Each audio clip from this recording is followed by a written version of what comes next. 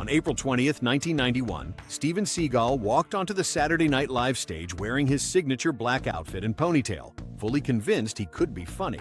He was wrong, and the evidence aired on national television for everyone to see. Cast members described the week as a nightmare from start to finish. He refused sketches, bristled at anything that poked fun at his image, and brought zero willingness to work with a cast that had been doing live television for nearly 2 decades. Julia Sweeney would eventually call him the biggest jerk ever to host the show, and nobody rushed to argue with her. The episode aired anyway, dead sketches and all, and earned a kind of legend status for exactly the wrong reasons. What made it more than just a bad hosting gig was what it represented, because his disaster wasn't an isolated incident. It was a signal. 1991 was the year television stopped pretending to be safe, started reflecting an America that was changing fast, and made clear that the old rules about what belonged on a network screen were no longer going to hold. The year opened with network television still wearing the comfortable clothes of the 1980s. Schedules looked familiar, tone felt familiar. And then February arrived, and L.A. Law aired an episode called He's a Crowd, and the familiar feeling evaporated. That Thursday night, at 10 p.m. on NBC, 2 female characters named C.J. Lamb and Abby Perkins shared a kiss, and not the kind television usually used as a joke or a dream sequence or an awkward misunderstanding played for laughs. A real romantic kiss between 2 women on primetime network television, and the phones at NBC lit up immediately. Advertisers got nervous, religious groups organized, the ratings came in enormous. What L.A. Law had proven was simple and stubborn. Network television could depict same-sex relationships without collapsing, even when the backlash arrived fast and loud. The moment had happened, it had aired, and no amount of protest calls could put it back. 6 weeks later, ABC debuted a sitcom that looked, from every external angle, like harmless family entertainment. Dinosaurs premiered on April 26th, built around elaborate Jim Henson animatronics, a prehistoric suburban setting, and a baby who bashed his father with a frying pan while shrieking, "Not the mama," at full volume. Underneath all of that puppet comedy, something darker was running. Dinosaurs wasn't really about dinosaurs at all. Corporate greed, environmental destruction, the way societies rationalize their own worst decisions. All of it was folded into the show's DNA and hidden behind catchphrases and pratfalls. ABC had placed it directly inside the TGIF Friday lineup, nestled between Full House and Family Matters, which meant it was reaching exactly the audience that would least expect to be challenged. The darkness wouldn't fully reveal itself until the finale, one of the bleakest endings in sitcom history. But in 1991, the show was still establishing itself, content to hide its intentions behind Baby Sinclair's antics. April 1st brought something quieter, but worth noting. 2 struggling cable comedy channels, the Comedy Channel and Ha, merged into a single network they briefly called CTV before rebranding it 2 months later as Comedy Central. Nobody marked the calendar. At the time, it was simply 2 operations that couldn't survive independently deciding to stop competing. What it would eventually become was a different story entirely.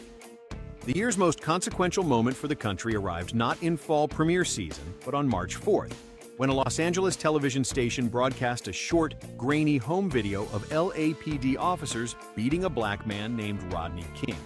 The footage spread quickly. Outrage followed, spreading further.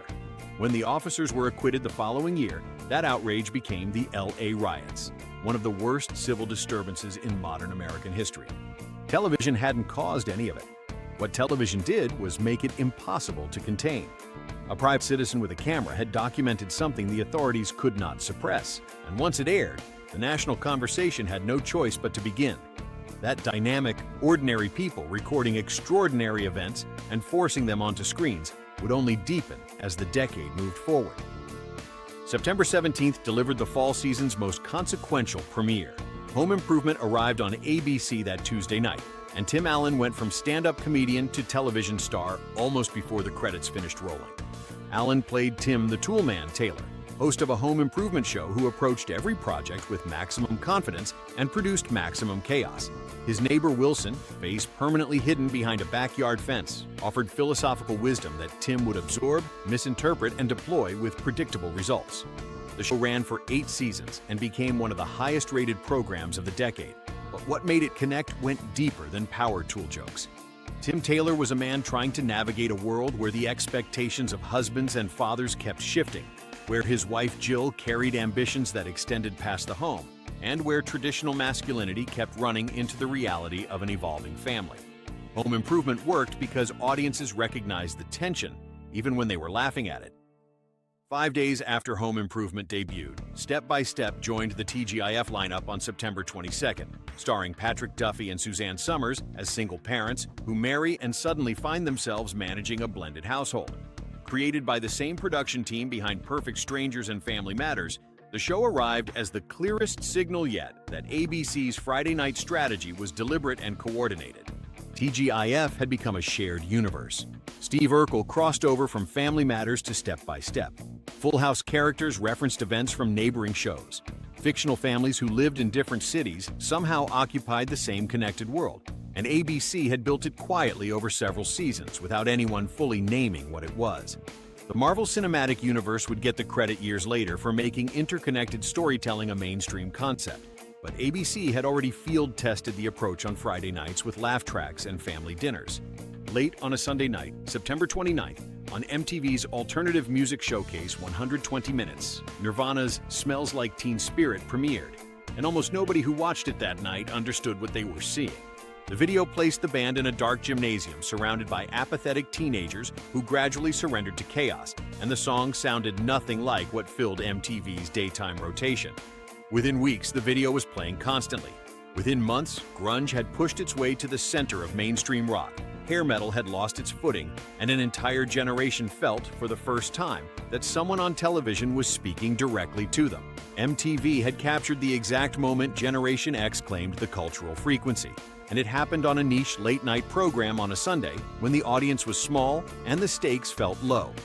September 30th brought two syndication debuts that pointed in completely opposite directions. Where in the World is Carmen Sandiego arrived on PBS, with host Greg Lee and Lynn Thigpen commanding operations as the chief, turning geography into an hour of game show detective work. The a cappella group Rockapella provided the theme song, and the show ran for 5 seasons, proving that educational programming could hold an audience without talking down to it. Launching in syndication around the same time was The Jerry Springer Show, which in 1991 was a perfectly serious political talk show, featuring the former mayor of Cincinnati discussing important issues with full dignity and sincerity. Nobody watched. The chaos that would eventually define Springer's legacy hadn't arrived yet, and in 1991, his show was simply another respectable daytime program still searching for a reason to exist. October 13th brought the Season 3 premiere of In Living Color, and among the new faces joining the show that year was a dancer named Jennifer Lopez, who signed on as one of the Fly Girls and would stay for 2 seasons before her name meant anything beyond the closing credits.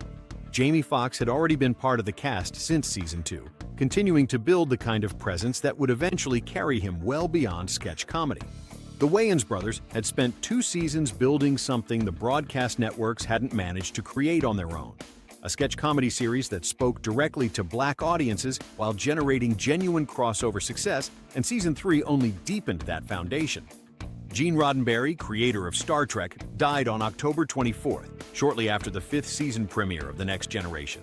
He left behind a franchise that had already outlasted every prediction made about it, with spin-offs running, feature films in production, and a cultural footprint that showed no sign of contracting. Some of his ashes were later sent into orbit aboard the Space Shuttle Columbia, which felt like the only appropriate send-off. By December of 1991, the television schedule looked genuinely different than it had 11 months earlier, and not just because new shows had replaced the canceled ones. The assumption that networks succeeded by aiming for the broadest possible audience with the safest possible content had taken real damage. LA Law had treated same-sex relationships as worthy of primetime drama rather than punchlines. Dinosaurs had embedded social criticism inside family comedy and gotten away with it. Home Improvement had built 8 seasons of ratings by acknowledging that masculinity and family life were more complicated than sitcoms usually admitted. MTV had broken a band that would define the decade by airing their video on a late-night show with a small audience. And Steven Seagal had demonstrated, with accidental thoroughness, that showing up without preparation or humility was no longer enough to succeed on live television, no matter how many action movies you had behind you. The 1980s were over. The 90s hadn't fully settled in yet. Television was somewhere between the two, messier and more honest than it had been, still figuring out how far it could push before something pushed back. What 1991 made clear was that the pushing had already started, that audiences were ready for it, and that the networks willing to take that seriously were the ones with something to show for the year.